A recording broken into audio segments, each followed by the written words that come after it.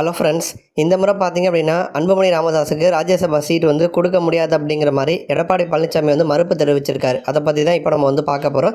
தமிழகத்தில் ஜூலையில் பார்த்தீங்கன்னா காலியாக இருக்கக்கூடிய 6 ராஜ்யசபா சீட்டில் பாமக தலைவர் அன்புமணியோட ராஜ்யசபா சீட்டும் வந்து அடங்கும்.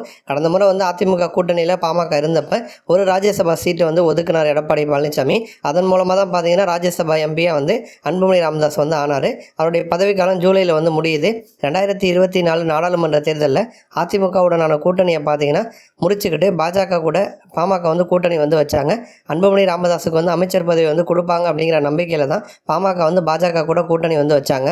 ஆனால் வந்து பாஜக தரப்புலேருந்து பார்த்தோன்னா அன்புமணி ராமதாஸுக்கு வந்து எந்த விதமான அமைச்சர் பதவியும் வந்து கொடுக்கல. இதனால் வந்து பாமகவுக்கு ஏமாற்றம் தான் வந்து கிடச்சிது. கடந்த ஒரு வருஷமாக வந்து வெறுத்து போயிட்டாங்க அப்படின்னு தான் வந்து சொல்லணும். அந்த மாதிரி ஒரு சூழலில் தான் இப்போ வந்து அன்புமணி அவர்களோட ராஜ்யசபா சீட்டு வந்து காலியாகுது.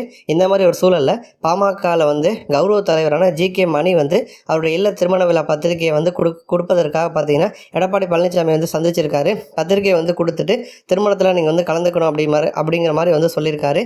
அதே மாதிரி இவங்களுடைய சந்திப்பை வச்சு திரும்ப அதிமுக பாமக வந்து கூட்டணி வந்து அமைக்க போகிறாங்க. வருகின்ற சட்டமன்ற தேர்தலில் வந்து 2 கட்சியும் வந்து ஒன்றா பயணிக்க போகிறாங்க அப்படிங்கிற மாதிரி பலரும் வந்து கருத்துக்கள் வந்து தெரிவிக்க ஆரம்பித்தாங்க.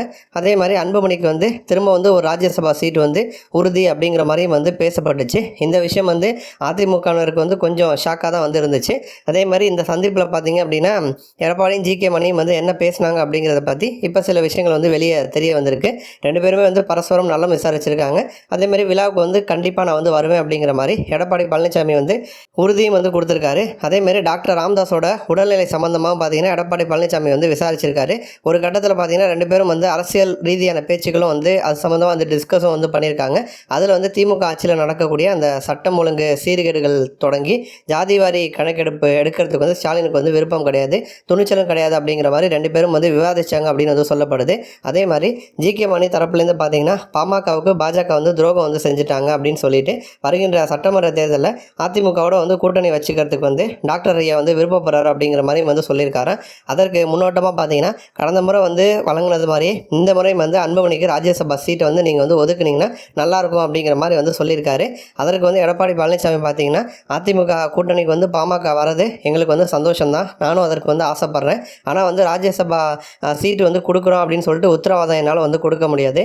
ஏன்னா வந்து அதிமுகவினுடைய இப்போ எம்எல்ஏ பலத்தை வச்சு ஒரே ஒரு ராஜ்யசபா சீட்டு மட்டும்தான் வந்து ஜெயிக்க முடியும். அப்படி இருக்கிறப்ப அந்த ஒரு சீட்டையும் வந்து உங்களுக்கு கொடுத்துட்டோன்னா எங்கள் கட்சியில் இருக்கக்கூடிய சீனியர்கள் வந்து இதற்கு வந்து கண்டிப்பாக ஒத்துக்க மாட்டாங்க. கடந்த முறை வந்து 2 சீட்டு வந்து இருந்துச்சு, அதில் ஒன்று வந்து உங்களுக்கு வந்து கொடுத்தோம். ஆனால் இந்த முறை அப்படி கிடையாது, இருக்கிறதே வந்து ஒரு சீட்டு தான்.